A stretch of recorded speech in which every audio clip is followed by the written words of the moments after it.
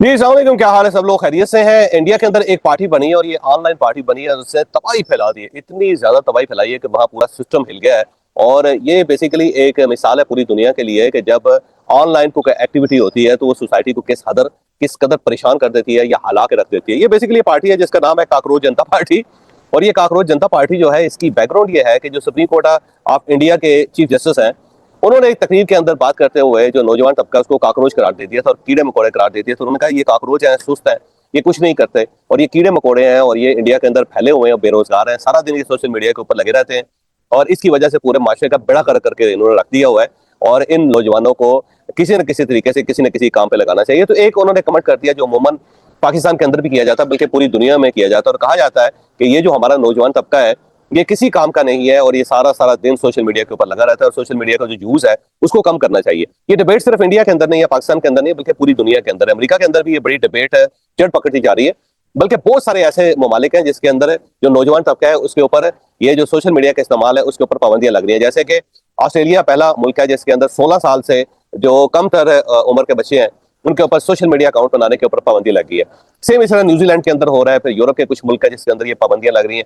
ये बल्कि यूरोप के कुछ ऐसे मुल्क थे जिन्होंने ऑनलाइन ट्रेनिंग शुरू की थी या ऑनलाइन तालीम शुरू की थी या डिजिटल एजुकेशन स्टार्ट की हुई थी, और उस डिजिटल एजुकेशन को अब उन्होंने रिवर्स करना शुरू कर दिया। अब उन्होंने प्रॉपर जो पुराने जमाने की तख्तियां होती थी या स्लेटें होती थी या कापियां होती थी उसके ऊपर ले गए, क्योंकि उन सबको ये महसूस हुआ कि ये जो डिजिटल प्लेटफॉर्म्स है या ये जो डिजिटल एजुकेशन है इसने लोगों का दिमाग खराब कर दिया, लोगों को लिखने की हैबिट ही खत्म हो गई हुई है।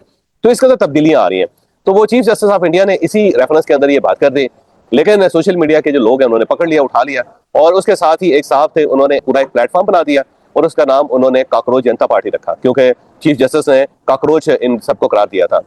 और उसके ऊपर उसने अपील की पूरे इंडिया के अंदर कि क्योंकि हम काकरोच हैं तो हमें चाहिए कि हम सब मिल के एक पार्टी बना लें और पूरे सिस्टम को बताएं कि काकरोच कितने इंपॉर्टेंट होते हैं, कितने सख्त होते हैं।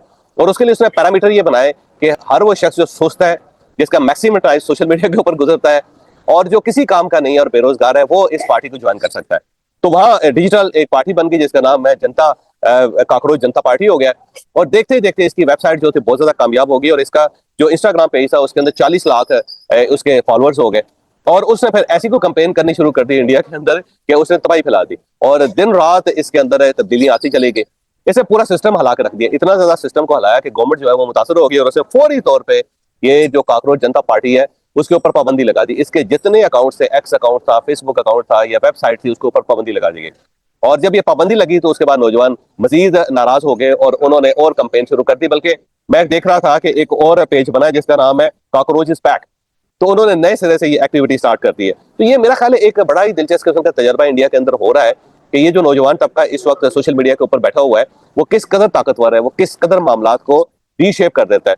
और मैं ये समझता हूँ कि ये जो पॉपुलर लोग होते हैं ना, या ये जो पॉपुलिस्ट मूवमेंट्स हैं, या फिर ये जो सोशल मीडिया का इस्तेमाल है, इसने वाकई दुनिया का बड़ा गर्क करके रख दिया हुआ है। और इसकी सबसे बड़ी मिसाल, तीन मिसालें हैं जो मैं आपके सामने रखता हूँ, जो पॉपुलर मीडियम के जरिए या सोशल मीडिया के जरिए इक़्तिदार में आए और उन्होंने तबाही फैला दी। बल्कि चार मैं मिसालें आपको देता हूँ। एक जो मिसाल है वो डोनाल्ड ट्रंप की है। डोनाल्ड ट्रंप आया ही सोशल मीडिया के जरिए था और ये जब पिछली मरतबा प्रेसिडेंट बना था तो इसने यूके की कंपनी हायर की थी जिसने सोशल मीडिया के जरिए इतनी खौफनाक किस्म की कंपेन की कि डोनाल्ड ट्रंप जो है थोड़े से पैसे खर्च करके, चंद मिलियन डॉलर खर्च करके अमेरिका का प्रेसिडेंट बन गया।